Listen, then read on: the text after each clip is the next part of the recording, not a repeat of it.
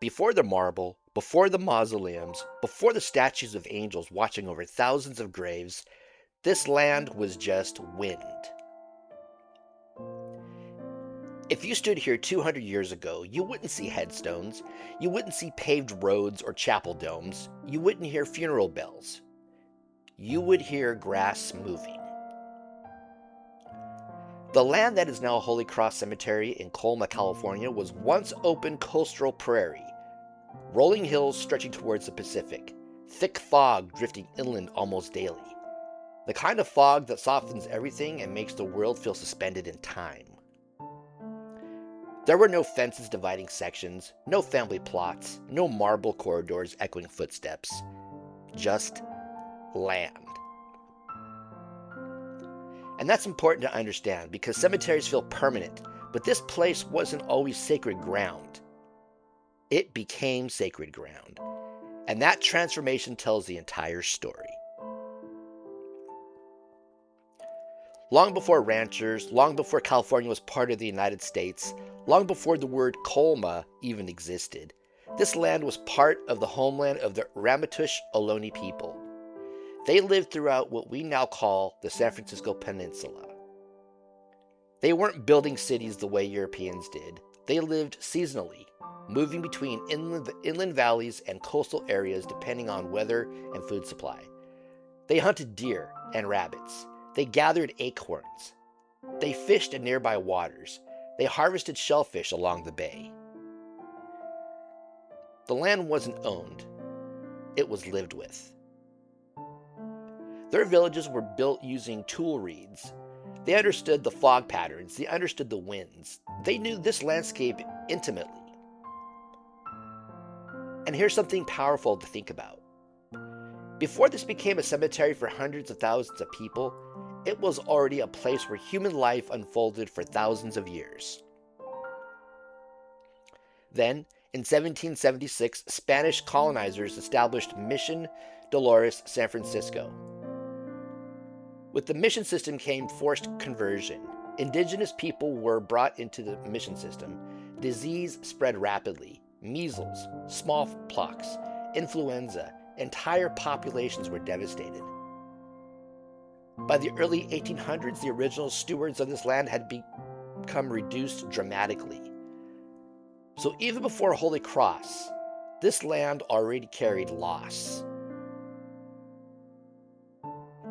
After Mexico gained independence from Spain in 1821, the mission lands were secularized. Large land grants were given to prominent families. This area became part of the Rancho Buri Buri granted to Jose Antonio Sanchez. Rancho Buri Buri was massive, over 14,000 acres stretching across what is now South San Francisco, San Bruno, and Colma. Imagine that. Where mausoleums stand today, cattle once grazed. Where the crypt-lined marble corridors, ranch hands once rode horses. Instead of rows of graves, there were rolling pastures. Instead of stone angels, there were wooden fences and adobe homes. This rancho system was centered around cattle. Hides and tallow were major exports. California was known for its leather trade long before it became known for technology or tourism. This land was productive. It fed people. It supported families. And still, no cemetery. Then everything changes in 1848. Gold is discovered at Sutter's Mill. San Francisco explodes almost overnight. In 1848, the population was under 1,000. Within a few years, it skyrocketed into the tens of thousands.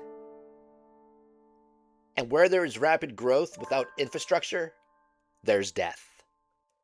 Cholera outbreaks, tuberculosis, industrial accidents, shipyard injuries, violence, and fires. San Francisco quickly established cemeteries within city limits because there was nowhere else to bury people.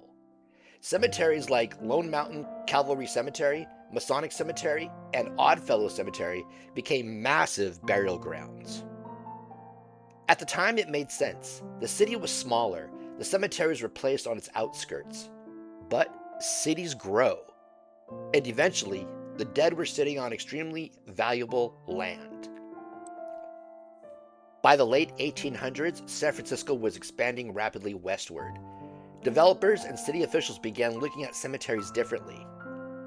Instead of sacred space, they saw unused land. There were also public health arguments too, fears that decomposing bodies could contaminate groundwater. Some of that concern was exaggerated, but it became political leverage. In 1900, San Francisco officially banned new burials within city limits. That alone was monumental, but it didn't stop there. By 1912, the city pushed for the removal of cemeteries entirely. Imagine that conversation.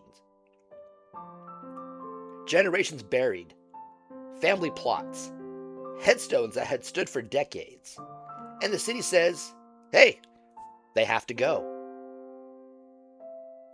Families were given the opportunity to pay to move their loved ones.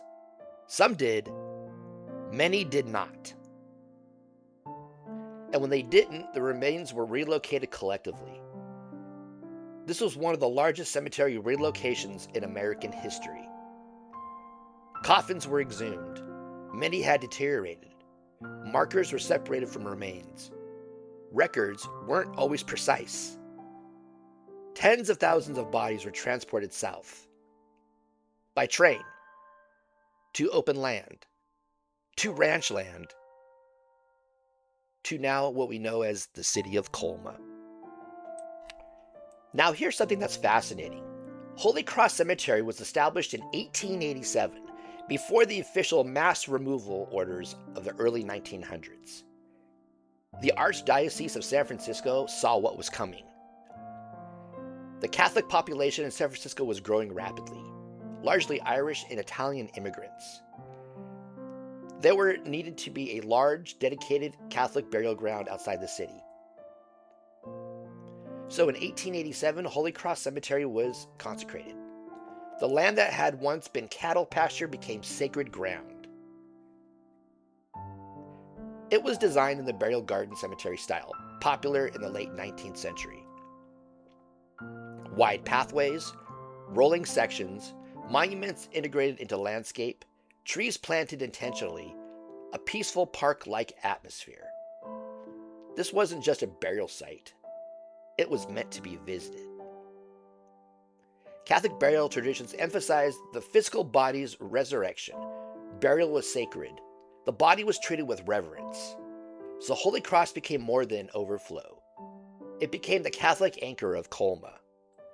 And when San Francisco forced cemetery removals in the early 1900s, Holy Cross absorbed thousands upon thousands of Catholic burials. The trains that carried coffins south didn't arrive at Wilderness. They arrived at Holy Cross. This land that once held cattle now held generations. The fog that once rolled over empty hills now rolls over hundreds of thousands of graves. Imagine standing there in the early 1900s. No mausoleum yet, no massive developed sections, just a growing cemetery on open land. And then the trains begin arriving. When San Francisco made the decision to remove its cemeteries, it set off something enormous. This wasn't moving a handful of graves. This was relocating entire burial grounds. Lone Mountain Cemetery alone held tens of thousands of burials. Cavalry Cemetery was filled with generations of Catholic families. Entire hillsides of San Francisco were covered in graves. And now those graves had to be dug up. Workers began exhuming bodies section by section. In some cases, families supervised the relocation. In others, it was handled entirely by cemetery crews. Wooden coffins from the mid-1800s often had collapsed underground. Metal caskets were rare in early burials. Many remains were skeletal by the time they were exhumed. Markers didn't always line up cleanly with what was beneath them. Over decades, records had been lost, damaged, or misfiled. In some instances, remains were placed into mass burial plots when identification wasn't clear. And here's something sobering. Not everyone claimed they're dead. Families had moved, some had no surviving relatives, some couldn't afford relocation fees, so thousands were moved collectively. Coffins were loaded onto wagons, then onto rail cars, then transported south to Colma. Picture it: steam locomotives, flat rail cars, rows of caskets, moving through the fog. This is the moment Colma truly became what it is today. Colma wasn't planned as a cemetery town originally. It was ranch land. When San Francisco banned burials and forced removals, multiple cemeteries relocated there, not just Holy Cross. There were Catholic cemeteries, Jewish cemeteries, Masonic cemeteries, independent burial societies. By the 1920s, Colma had become overwhelmingly dedicated to burial grounds. Businesses began forming around it. Funeral homes, monument markers, florists, stone carvers. An entire economy built around death care. And here's the famous statistic. Today, Colma has roughly 1.5 to 2 million people buried within its boundaries. Its living population? Around 1,500. The dead outnumber the living nearly 1,000 to 1. That doesn't happen accidentally. It happens because of relocation, and Holy Cross was one of the largest receivers of those remains. Holy Cross went from being a newly established Catholic cemetery in 1887 to becoming a central anchor of Catholic burial in Northern California. Sections filled rapidly. Family plots were established for immigrants who had worked docks, railroads, factories, and trades in San Francisco. You can't walk through Holy Cross today and see surnames that tell the story of immigration.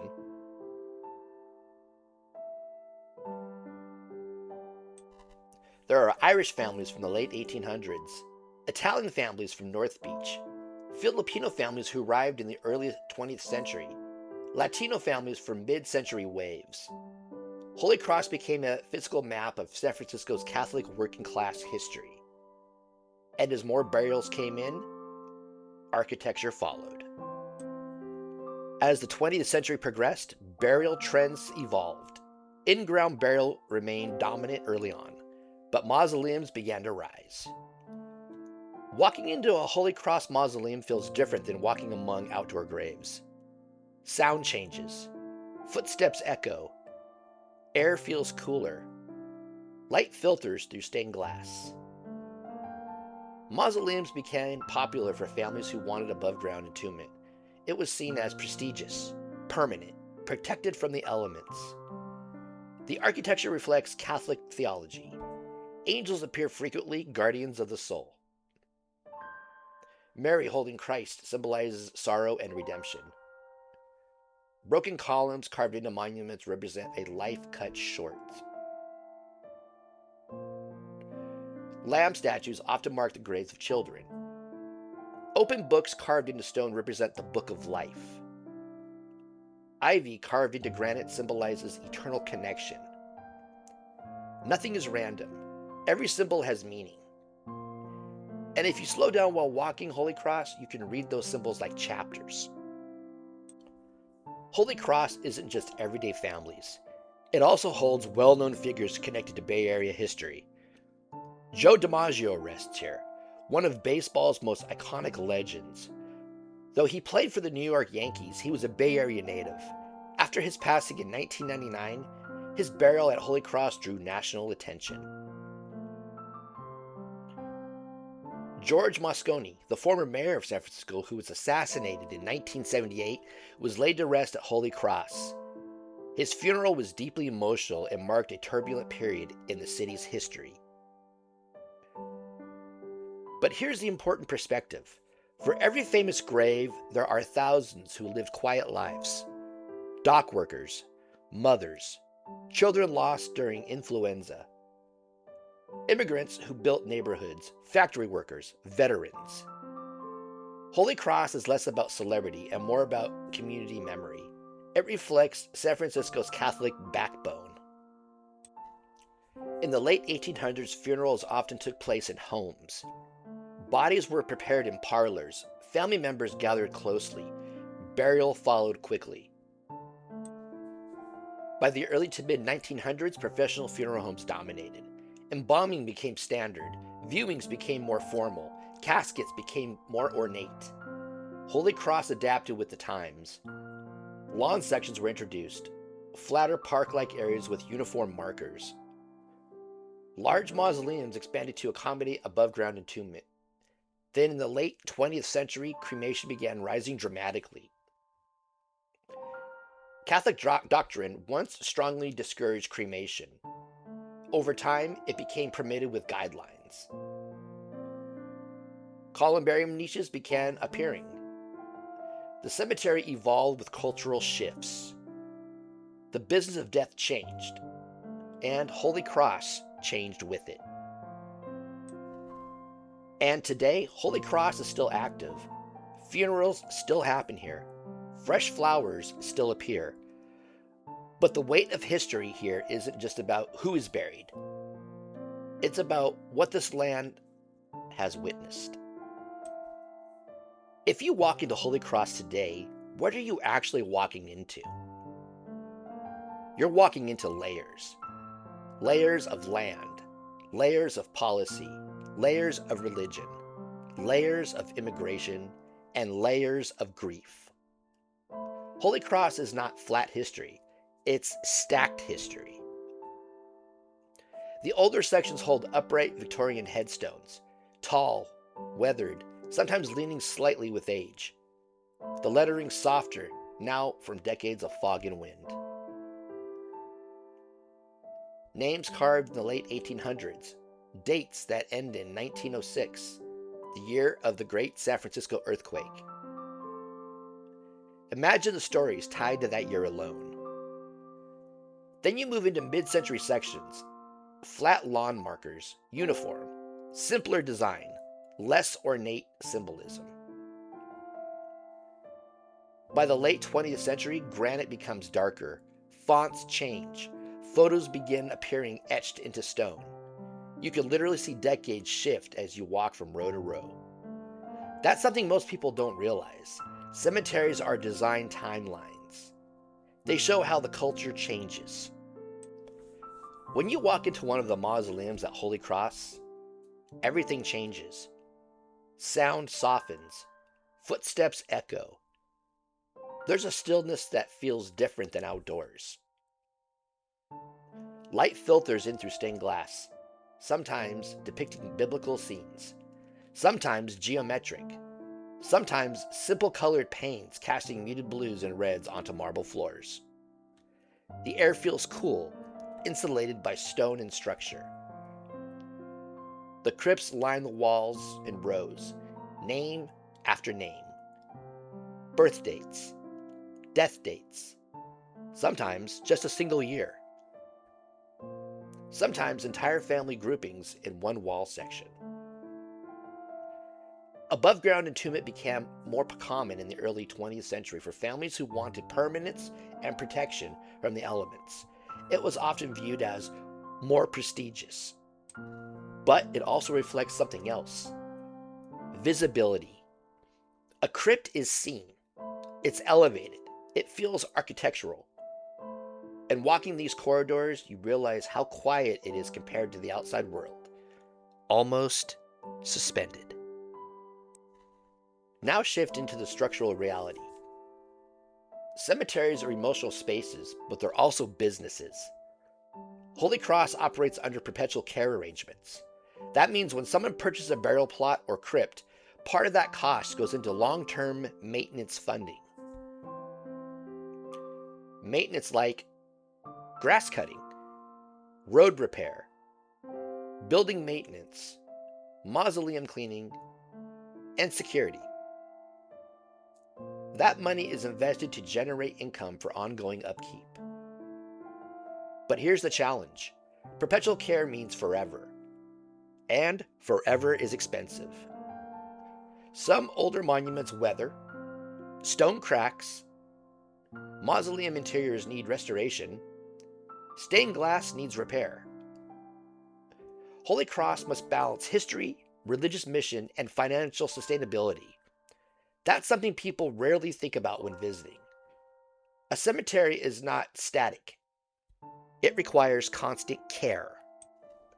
When you move tens of thousands of graves in the early 1900s, mistakes are inevitable. Records from the 1800s were handwritten. Some were incomplete. Some were lost during moves. While most relocations were documented carefully, there were instances across San Francisco cemetery removals where remains were placed into collective plots when individual identification wasn't possible. But that doesn't mean chaos. But it does mean complexity. Some descendants today research family members buried at Holy Cross and find gaps, especially when the burial originated in a relocated San Francisco cemetery. This isn't scandal, it's the reality of the earliest 20th century logistics. Imagine trying to track thousands of burials without digital systems. It's staggering. And yet, Holy Cross stands as one of the most intact records of Catholic burial history in the region. Now bring it to modern shifts. In the late 20th century, something changed. Cremation rates began rising dramatically across the United States. Urban density, cost, changing religious views, environmental concerns. For decades, Catholic doctrine discouraged cremation, but in 1963 the Vatican lifted the formal prohibition, allowing cremation as long as it wasn't chosen for reasons contrary to belief in bodily resurrection. That change reshaped Catholic cemeteries. Columbarium niches increased. Indoor memorial walls expanded. Smaller footprint options became common. Holy Cross adapted. It still offers traditional burial, but cremation now represents a large portion of modern interments. The cemetery continues evolving with society. Colma today is unlike any other town in America. 17 cemeteries within a small area. Millions buried. Few thousand living. Retail businesses now sit near cemetery boundaries. Auto dealerships, shops, offices. The living work beside the dead. It's not eerie. It's normalized.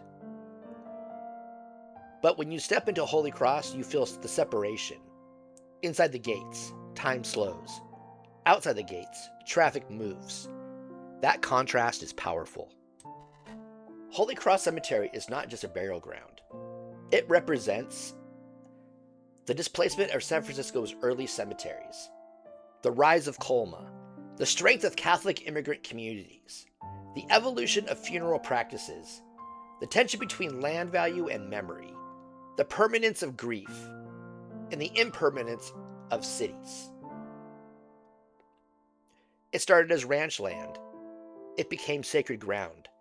It absorbed the dead of a growing metropolis. It continues serving families today. And here's the quiet truth.